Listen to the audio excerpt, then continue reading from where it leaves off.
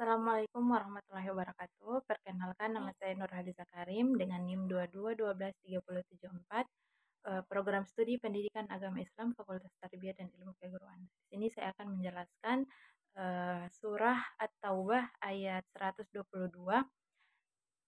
Jadi surah At-Taubah ayat 122 ini tergolong surah Madaniyah yang terdiri atas 129 ayat. Nah, dinamakan At-Taubah yang berarti pengampunan karena At-Taubah berulang kali disebut dalam surah ini. Dinamakan juga dengan Bara'ah yang berarti berlepas diri.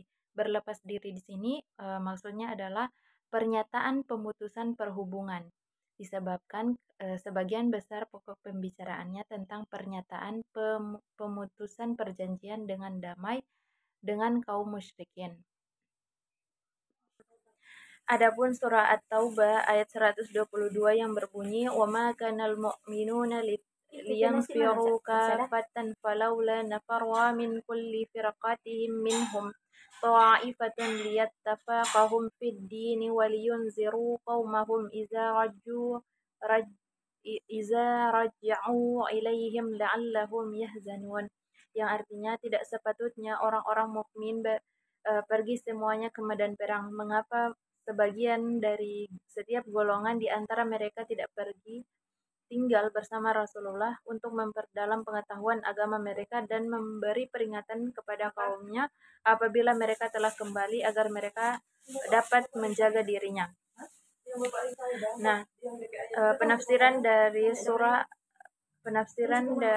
At-Taubah ayat 122 ini yang pertama, tidak semuanya harus pergi ke medan perang. Secara khusus ayat ini terkait dengan syariah ketika ekspedisi perang yang dikirim Rasulullah SAW, sebab ketika ada perintah agar sebagian tinggal untuk memperdalam agama di masa itu, maksudnya adalah belajar kepada Rasulullah. Nah, yang kedua adalah tafaqquh fid din. Ayat ini pula menunjukkan betapa pentingnya menuntut ilmu. Secara khusus adalah ilmu agama. Tafaqquh fid din. Apabila terjadi peperangan atau jihad yang statusnya fardu kifayah, maka tidak sepatutnya semua orang pergi ke medan perang.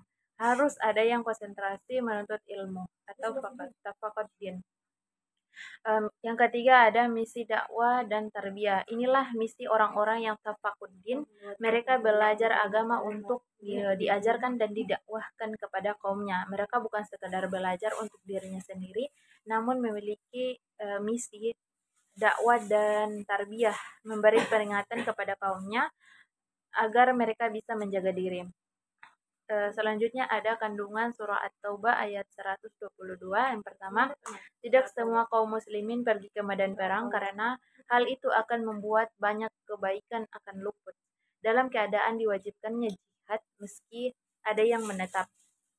Terus yang kedua ada hendaklah ada yang mempelajari ilmu agama.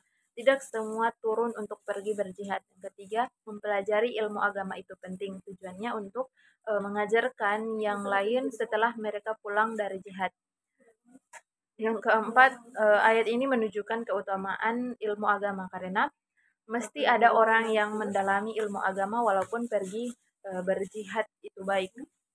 Adapun nilai-nilai agama, yang pertama kewajiban menuntut ilmu.